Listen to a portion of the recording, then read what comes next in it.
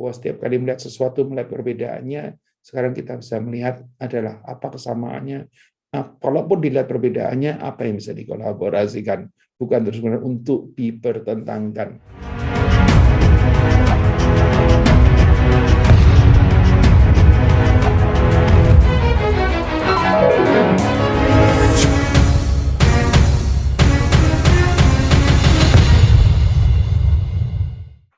Halo, ketemu lagi dengan saya Handoko Wisnuwargo di Serajum Live. Senin, Rebu, Jumat Live adalah program CSR daripada Maestro untuk Indonesia dalam rangka ikut mencerdaskan kehidupan bangsa. Malam hari ini kita masuk episode ke-283 sejak disiarkan pertama kali pada tanggal 3 April 2020, sebentar lagi sudah menjadi 2 tahun. Izinkan saya menggunakan PowerPoint. Di episode 283 ini, kita akan membahas sebuah materi yang berjudul Leadership Paradoxes. Leadership Paradoxes ini adalah bahasan yang terkait dengan adanya pandemi. Ya, jadi kita akan membahas dari 2 artikel dan mudah-mudahan bisa memberikan inspirasi buat Anda semua. Baik, kita akan mulai dengan menggunakan PowerPoint. Kita akan mulai dulu dengan PowerPoint, Leadership Paradoxes 200, Serajum 283. Kita mulai langsung. Tunggu dulu, wajah saya belum terlihat. Sudah terlihat belum? Ya. Di sini cukup besar atau kebesaran. Baik, teman-teman semua sudah siap? Kita akan mulai. Baik, apa yang dimaksud dengan paradoks? Ya, karena tadi paradoxes berarti paradoksnya banyak. Ya, nanti kita akan membahas 6 paradoks. Ya, tapi kita akan mulai dulu dengan paradoks adalah sebuah pernyataan yang seolah-olah bertentangan atau berlawanan dengan asumsi umum, tetapi dalam kenyataannya mengandung kebenaran. Jadi paradoks adalah sebuah pernyataan yang seolah-olah bertentangan atau berlawanan dengan asumsi umum, tetapi dalam kenyataannya mengandung kebenaran. Dan hari ini kita akan membahas 6 leadership paradoxes. Nah, kita akan coba lihat apa yang kita lihat. 6 leadership paradoxes for the post-pandemic era. Ya, jadi diambil dari 2 artikel yang sebetulnya bersumber dari sebuah buku, ya, dari Harvard Business Review dan juga dari pwc.com. Ya, saya akan coba bikin seringkas mungkin gabungan daripada 2 materi tersebut sehingga dalam 30 menit bisa dipahami dengan cukup baik. Bagi Anda yang ingin melanjutkan, silakan akses filenya atau bisa juga kontak Mia 0858 satunya 4 kali 2121. Mari kita masuk ke materi. Pasang iklan dulu bahwa materi ini direkam dan akan dipostingkan di Handoko Maestro, kanal YouTube edukasi. Jangan lupa subscribe ya, pencet belnya juga, kasih like, terus kemudian tulis komen, dan sharingkan kepada pihak siapapun juga yang membutuhkan. At no charge at all, ya, tidak ada charge sama sekali. Oke, silakan teman-teman semua untuk bisa memanfaatkan ini dengan baik. Oke, saya akan lanjutkan materi kita dengan 6 leadership paradoxes for the post-pandemic era. Pandemi itu telah mempercepat tren yang telah berlangsung selama dekade terakhir. Ya, jadi pandemi ini buat mayoritas orang dianggap sebagai katalisator, ya, mempercepat prosesnya. Ya, karena dunia telah tumbuh lebih digital dan kompleks, berbagai keputusan yang perlu dibuat para pemimpin telah meluas, tidak hanya sekedar dari yang sebelumnya saja. Mulai dari pemikiran strategis, gambaran besar atau big picture, hingga eksekusi yang cermat. Menarik ini, ya. Ini mulai ada pembahasan yang terkait dengan paradoks tadi. Biasanya kalau di level atas itu lebih pada big pictures. Nanti yang cermatnya bisa eksekusi cepatnya bisa ke bawah, tapi ini nanti kita akan bahas paradoksnya. Peta jalan teknologi maju dan peningkatan keterampilan serta keterlibatan karyawan. Jadi dari memikirin sebuah teknologi yang jauh ke depan sampai akhirnya bagaimana meningkatkan keterampilan dan juga involvement daripada karyawan. Kriteria pengambilan keputusan juga telah berkembang, semakin berfokus pada pertimbangan ESG, ya ada environmental, social, dan governance. Ya ESG ini menjadi isu penting. Ya environmental, social, dan governance.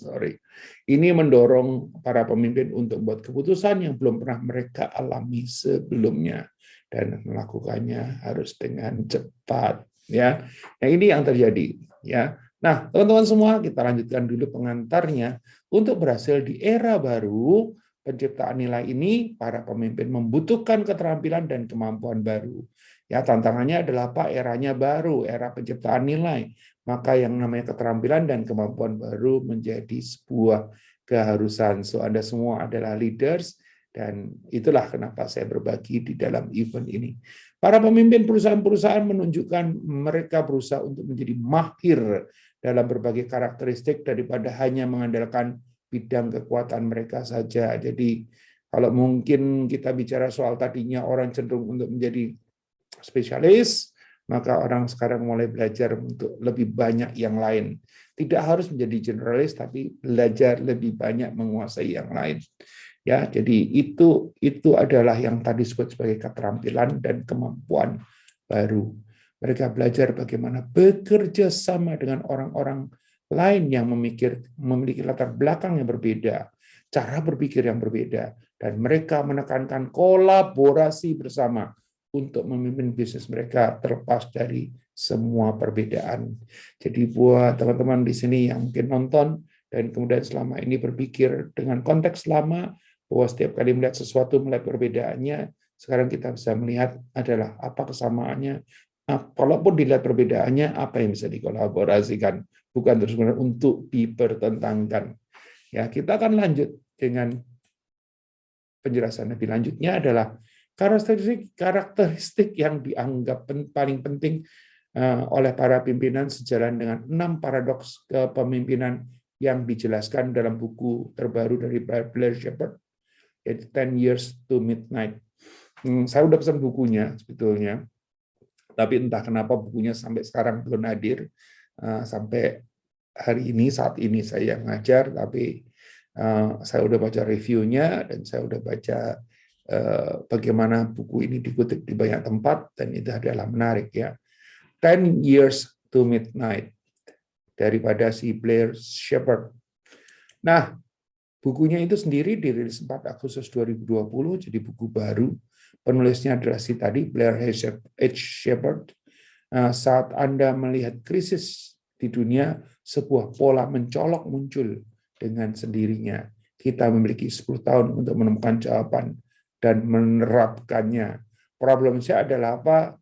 Jangan sampai kita nggak punya jawaban, dan jangan suka kalau kita dapat jawaban tidak menerapkannya.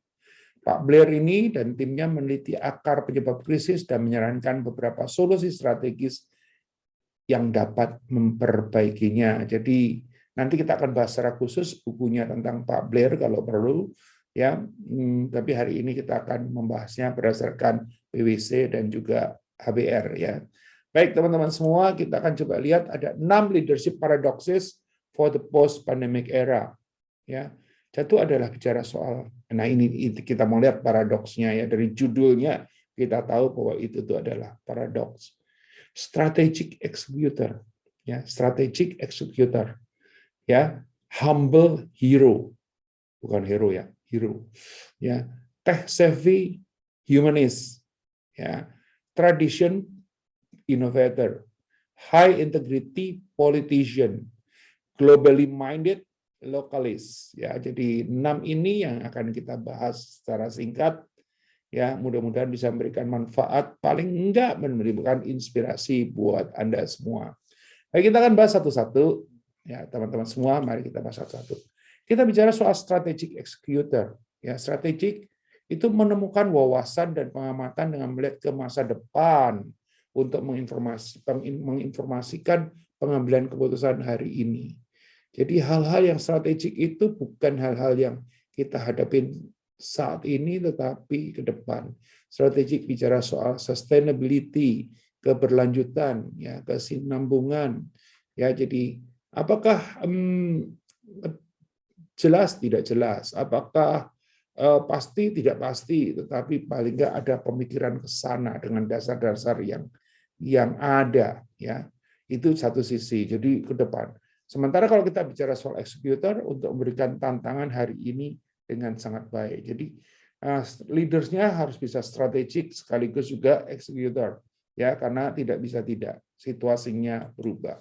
Paradoksnya adalah bahwa biasanya orang memiliki kecenderungan terhadap strategi atau eksekusi. Jadi biasanya terpolar, ya, strategi atau eksekusi, ya, menjadi seorang yang berpikir jauh atau yang sudah praktis yang kita jalankan saat ini.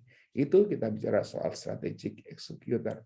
Ya, pendekatan yang paling ampuh adalah mengartikulasikan strategi, memahami bagaimana strategi itu perlu berkembang, ya, mengeksekusi dengan pertimbangan kebutuhan mendesak dan masa depan yang berubah.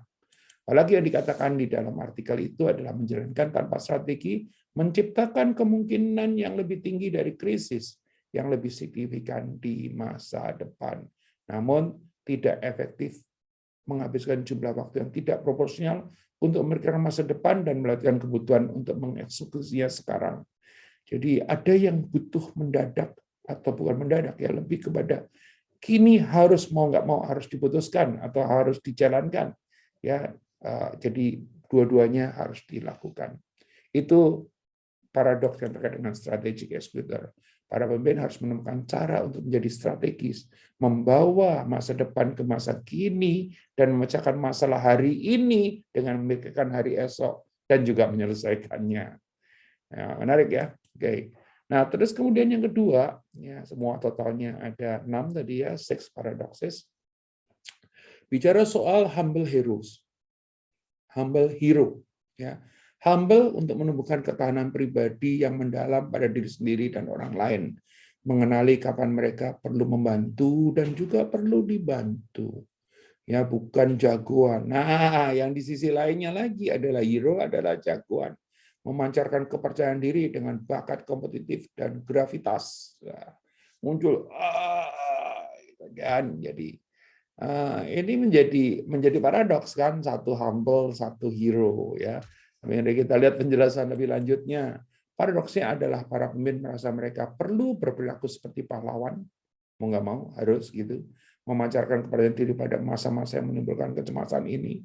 Kalau nggak ada pahlawannya di dalam satu perusahaan atau institusi bisnis, orang akan bertanya-tanya, ini gimana, ya, orang-orang di bawahnya, ya. Tapi pada saat yang sama, tetapi memiliki kepercayaan diri tidak sama dengan keinginan untuk mengubah haluan, ya. Kepemimpinan membutuhkan kemampuan untuk menerima saran dari banyak pihak dan membuat keputusan berdasarkan berbagai masukan.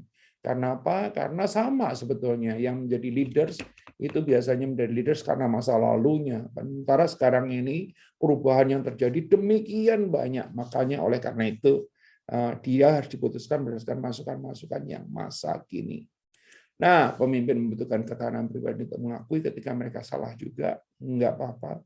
Membiarkan orang lain membuat kesalahan juga, enggak apa-apa. Ya, tentu saja bukan dengan sengaja membuat kesalahan dan menumbuhkan kepercayaan di seluruh organisasi. Nah, membuat keputusan yang cerdas dan menavigasi kegagalan adalah karakteristik penting yang berlawanan yang harus dimiliki oleh para pemimpin. Keputusan cerdas tapi menavigasi kegagalan adalah karakteristik penting. Ya, jadi bisa jadi hero, bisa jadi humble. Nah, yang ketiga, bicara soal tech-savvy humanist. Ya. Nah, ini biasanya juga berpolar, ya. Kalau dia itu sangat teknologi minded, maka dia cenderung untuk tidak humanis. Ya, kalau dia itu humanis, cenderung untuk tidak teknologi karena beda fokusnya. Tech-savvy untuk mendorong peningkatan teknologi yang menghasilkan kesuksesan masa depan. Sementara humanis untuk memahami secara mendalam keefektifan manusia dalam sistem apapun.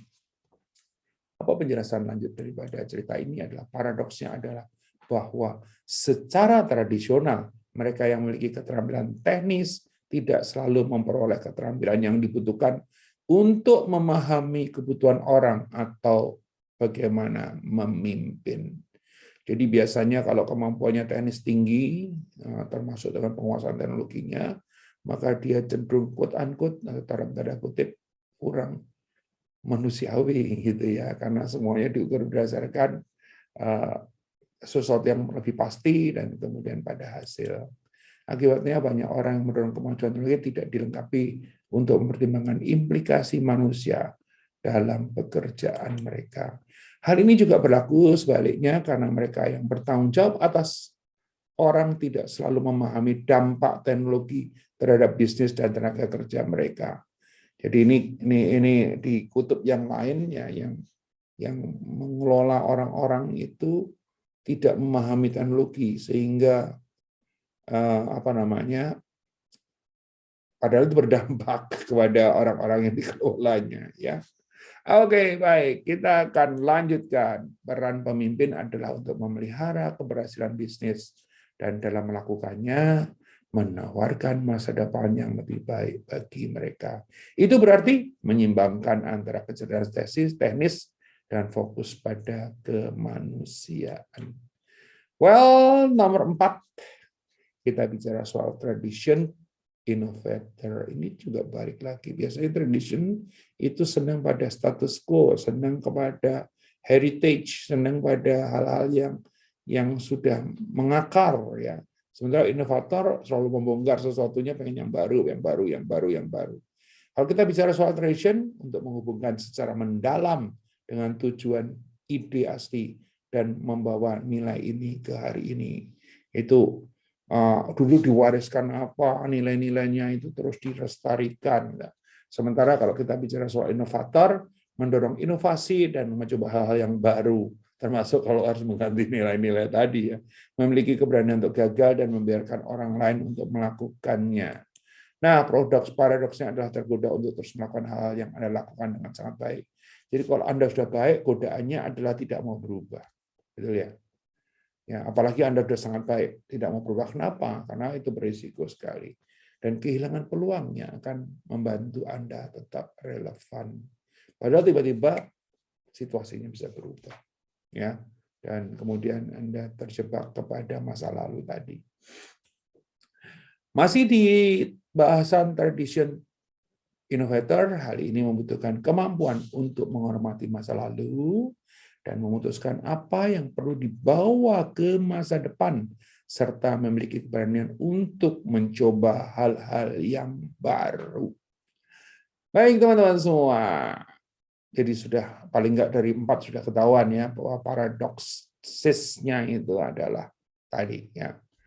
Sudah 4 kita bahas, masih kita lanjutkan di nomor 4. Inovasi dianggap sebagai eksperimen lapangan yang sepenuhnya hijau dan dibangun di atas apa yang sudah ada. Pemimpin harus menentukan kapan melestarikan masa lalu dalam bergerak ke masa depan dan harus benar-benar membuat benar-benar segar, fresh, something new. Ya, jadi kita akan lanjut lagi dengan nomor 5, bicara soal, nah ini mohon maaf kepada para politician ya, karena ini di beda kutub kan, artinya kalau di sini high integrity, kalau sana politician terus dianggap paradoks, berarti politician adalah yang tidak high integrity. Tapi ini sekali lagi ini pendapat umum dan mungkin juga pendapat umum tadi bukannya tanpa dasar ya. Kalau kita bicara soal high integrity untuk menjaga integritas dan membangun kepercayaan dalam semua interaksi. Sementara kita bicara soal politician, ini ada sisi lainnya ya tentu saja. Untuk memperoleh dukungan, bernegosiasi, membentuk koalisi, mengatasi perlawanan untuk mempertahankan kemajuan. Jadi di dalam konteks ini paradoksnya ya jelas ya bahwa dua-duanya harus dimiliki oleh pemimpin masa kini. Paradoksnya adalah bahwa dalam lingkungan yang sangat politis, orang dapat kehilangan integritasnya. Diakui atau tidak diakui, begitulah yang terjadi. Ya, banyak waktu dihabiskan untuk memenuhi kebutuhan orang lain dan mengelola politik untuk mewujudkan rencana. Ya, mendorong perubahan adalah keadaan yang konstan bagi para pemimpin, tetapi perubahan mempengaruhi keseimbangan kekuatan dan menciptakan skenario di mana beberapa pihak merasa seperti mereka kalah. Ini yang menarik. Ya, jadi tidak mudah ya untuk melakukan ini. Ya, kalau itu di dalam perusahaan bisnis relatif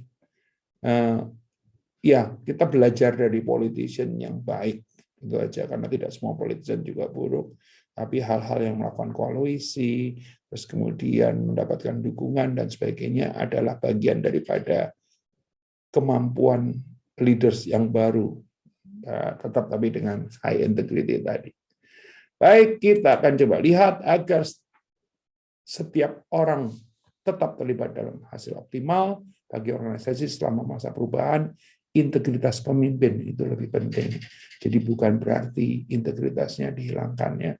Bekerja sama menjaga integritas, karena tanpa integritas sulit untuk memimpin. Jadi integritas tetap, makanya disebut bukan cuma integrity tapi high integrity.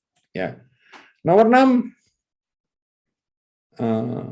ini mirip dengan buku yang kita pernah bahas juga, yaitu Think Global, Act Local. Ya. Globally minded localist. Globally minded menjadi agnostik tentang sistem kepercayaan dan struktur pasar dan menjadi pelajar dunia. Bukan cuma netizen, bukan cuma tapi pelajar dunia. Lokalis berkomitmen penuh untuk keberhasilan pasar lokal. Nah, ini kalau dalam kasus ini memang di Indonesia menjadi pas sekali ya. Kalau kita mampu berpikir global terus kemudian menjadi lokalis, ini menjadi cantik sekali. Kenapa? Berpikirnya global, yang canggih, sophisticated, maju beberapa langkah ke depan, tetapi juga diterapkan untuk kepentingan lokal, dan kita mesti bersyukur bahwa di lokalnya Indonesia itu sangat kuat karena jumlah penduduknya yang sangat banyak. Jadi kalau Anda bisa melakukan globally minded dan kemudian lokal menjadi lokalis, maka Anda akan sebetulnya bisa memberikan banyak kontribusi kepada negeri ini. Paradoksnya adalah kebutuhan untuk tertanam kuat di pasar lokal dan terhubung di seluruh dunia pada saat yang bersamaan. Ini membutuhkan keterampilan leader yang sifatnya khusus. Mereka memandang dunia untuk belajar bagaimana beroperasi paling efektif di tempat manapun tanpa mengorbankan keberhasilan pasar yang lain. Hal ini membutuhkan konektivitas global dan lokal dan kemampuan untuk bernegosiasi antar lokal untuk mendorong kesuksesan yang sifatnya lebih kolektif. Nah, teman-teman semua, kita sudah sampai penghujung ya. Untuk materi lainnya, kalau Anda butuh silakan hubungi Mia, karena Mia kalau Anda pengen aku mau dibahas ini, aku mau dibahas itu, aku mau lebih dalam.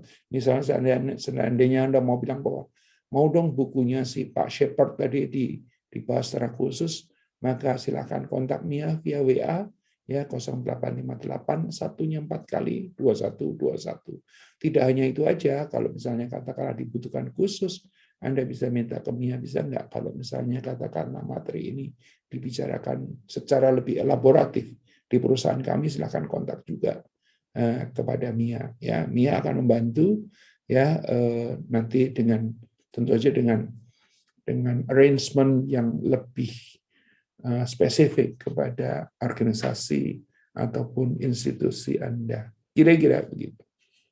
Nah, teman-teman semua, materi ini semuanya direkam dan kemudian dipostingkan di Handoko Maestro yang merupakan kanal edukasi. Silakan subscribe ya. Satu lagi adalah Maestro Channel yang merupakan kanal inspirasi.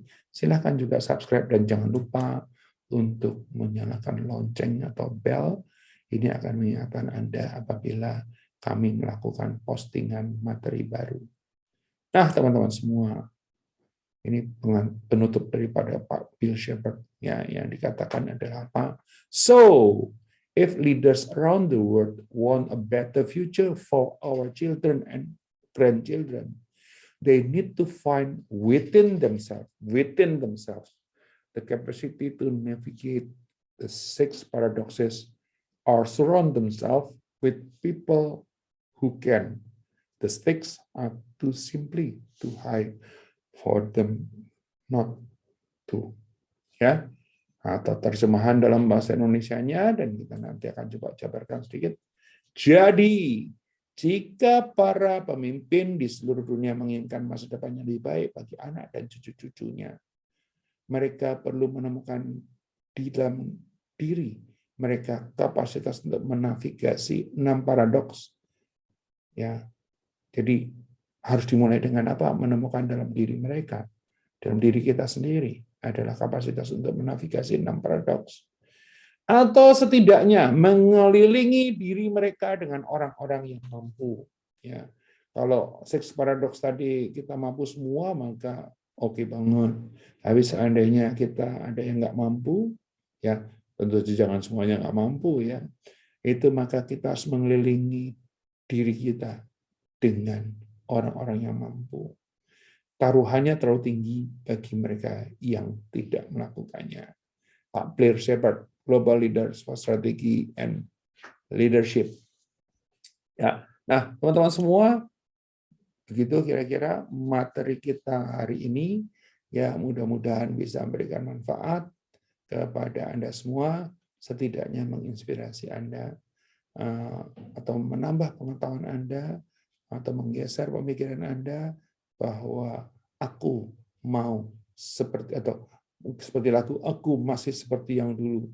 Maka kalau Anda masih seperti yang dulu, jangan-jangan Anda sudah ketinggalan kereta. Ya, jadi ada 6 paradoksis yang wajib dimiliki oleh para leaders, atau minimum Anda bisa semaksimal berapa, tapi minimum Anda harus ada orang-orang sekitar Anda yang memiliki itu semua.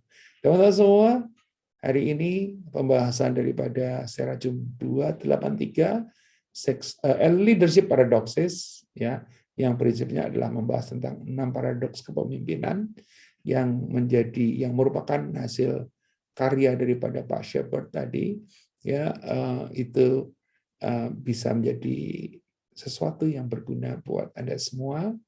Ya, jika Anda membutuhkan lebih jauh dari itu, silakan kontak kami, silakan kontak Mia di 0858 1-nya 4 kali 2121 via WA ya. Mia nggak bisa ditelepon soalnya. Baik, terima kasih atas waktunya. Saya Handoko Wisnuwargo dari Maestro Consulting, Coaching, dan Communicating mengucapkan salam.